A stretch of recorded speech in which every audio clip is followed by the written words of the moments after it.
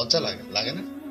দেখেন দেখেন দেখেন, লজ্জা লাগে। দেখেন এটা কেমন আইন যে আমি আমার বান্ধবীর হলে আমি ঢুকতে পারবো না, আমি আমার বান্ধবীর হলে আমি ঢুকতে পারবো না? আপনি বুঝতেছেন আপনি কি বলতেছেন? তামাশা করেন কি করে?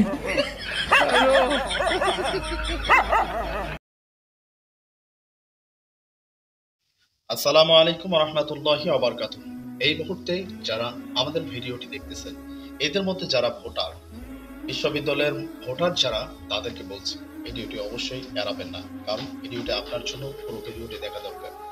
আজকে আমি কিছু তথ্য আপনাদের সামনে তুলে ধরবো। যারা এখনো পর্যন্ত ভোট দেননি, তারা এই তথ্য দেখে এরপরে আপনি সিদ্ধান্ত নেবেন আপনি কাকে ভোট দেবেন। এবং আপনি আপনার দায়িত্ব আমি দিয়ে দিলাম যে আপনার দায়িত্ব এই ভিডিওটি শেয়ার করে দেন অনলাইনে, আপনি যে কোনো প্ল্যাটফর্মে শেয়ার করে দিন, যেন তারা সিদ্ধান্ত নিতে পারে তিনি কাকে ভোট দিয়ে একশো নির্বাচনে নির্বাচিত করবেন। আমি কিছু বলার আগেই আপনাদেরকে বলছি এই ভিডিওটি দেখেন। জামাতের লোকজন যে ঢাকা বিশ্ববিদ্যালয়ের শিক্ষার্থী পরিবারকে প্রেসার দিচ্ছে যে ছাত্রদলের ব্যালটে ভোট দিতে। মানে এ বলছে জামাতের লোকেরা বাড়ি বাড়ি গিয়ে বলতেছে, যারা ভোটার আছে তাদের গার্ডিয়ান অভিভাবকদেরকে বলতেছে যে ছাত্র দলের ব্যালটে ভোট দিতে।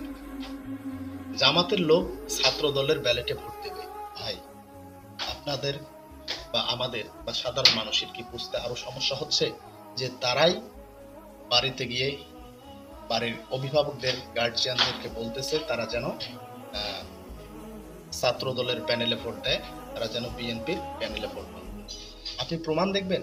প্রমাণ ছাড়া তো বাঙালি জাতি এক কদমও বিশ্বাস করে না। তো দেখুন প্রমাণ। এই যে তোমার নানির সাথে কথা বলো, তোমার নানা বাড়ি কেমন?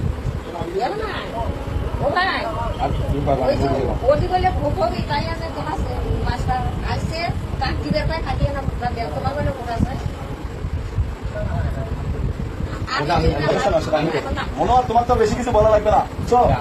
আমাদের প্যানেলের দিকে দেখবা তুমি। হ্যাঁ, আমি এখন সহযোগিত জনগণের আমার সাথে কথা বলো।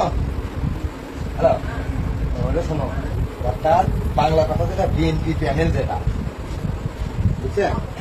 হ্যাঁ, এখন সেটা তো আমি তো বিএনপি করি, এলে যে কয়েকজন সবাই আমার বন্ধু, বড় ভাই, আমি সবাই মনে করেন আমার বন্ধু, আমরা তো বিএনপি লোক।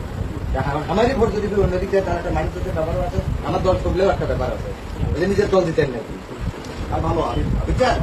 হ্যাঁ, ওই আবিদুল বইটা। আচ্ছা, ঠিক আছে।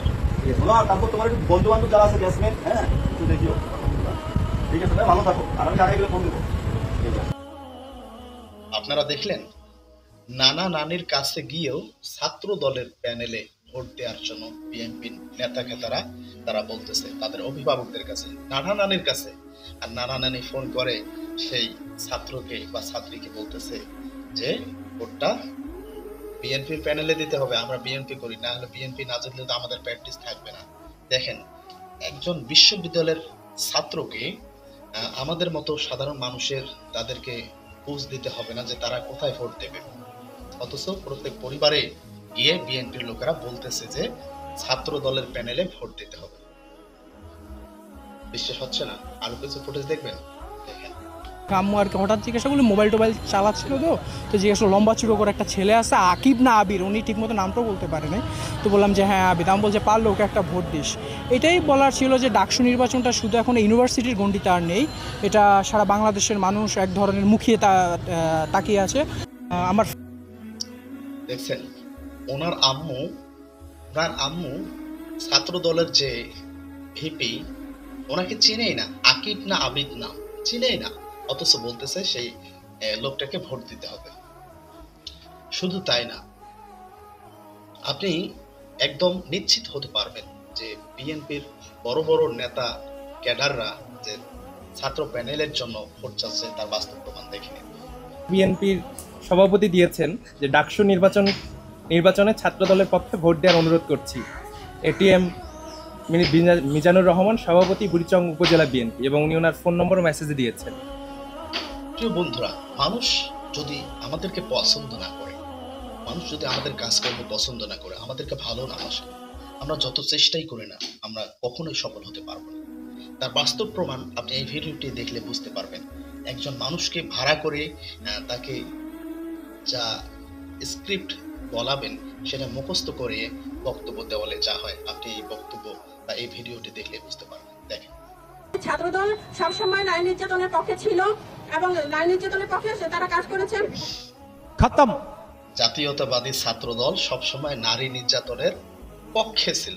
আসলে এটা ভাড়া করে আনলে যা হয়, ভাড়া করে আনলে যা হয়, প্রিয় বন্ধুরা আপনারা বুঝেন কাকে ভোট দিতে হবে। আমি বিশেষ করে ডাকসুর যারা ভোটার তাদেরকে বলতেছি, আপনারা জানেন কাকে ভোট দিতে হবে। আপনি কি বলবো, আপনি একটা প্রশ্ন করবেন বা একটা সত্য জানতে চাইবেন, প্রশ্ন করবেন, সত্য জানতে চাইবেন, তাহলে আপনাকে শিবির বলা হবে, আপনাকে ট্যাগ দেওয়া হবে। বিশ্বাস হয় না? আপনি দেখেন, নীল টি শার্ট পরা ঢাকা বিশ্ববিদ্যালয়ের লোগোওয়ালা ভাই, আপনি প্রশ্ন করেছেন। আপনি যদি একজন সাধারণ শিক্ষার্থী হয়ে থাকেন তাহলে আমি অবশ্যই আপনার কাছে প্রথমে ক্ষমা প্রার্থী, কিন্তু তার আগে আমি বলতে চাই, আমি মনে করি আপনি একজন শিবির কর্মী এবং শিবির কর্মী হওয়ার কারণে শিবিরের নেগেটিভকে আপনি ব্যবহার করেছেন। আজ বিশ্ববিদ্যালয়ে ট্যাগিং কালচারের অফিসিয়াল ছাত্রদল আপনারা ঢাকা বিশ্ববিদ্যালয়ে ক্যাম্পাসে আপনারা বিশ্ববিদ্যালয়ে ক্যাম্পাসে ডাকসু পরবর্তী সময়ে আমি এখানে স্পষ্টভাবে বলতে চাই, আপনি দেখতে পারলেন এক ভাই প্রশ্ন করেছে, প্রশ্নের জবাব, প্রশ্নের উত্তর না দিয়ে তাকে শিবির ট্যাগ দেওয়া হচ্ছে, শিবির বলা হচ্ছে। আর কি বলবো এদের কথা, কি বলবো এদের কথা? এদের কথা বলতে গেলে লজ্জা লাগে না? দেখেন লজ্জা লাগে। দেখেন, এটা কেমন আইন যে আমি আমার বান্ধবীর হলে আমি ঢুকতে পারবো না, আমি আমার বান্ধবীর হলে আমি ঢুকতে পারবো না। আপনি বুঝতেছেন আপনি কি বলতেছেন? বান্ধবীর রুমে কেন পারমিশন নিয়ে ঢুকতে হবে সেটা বলতেছে কর্তব্য। আপনারা তামাশা করেন। কি করে?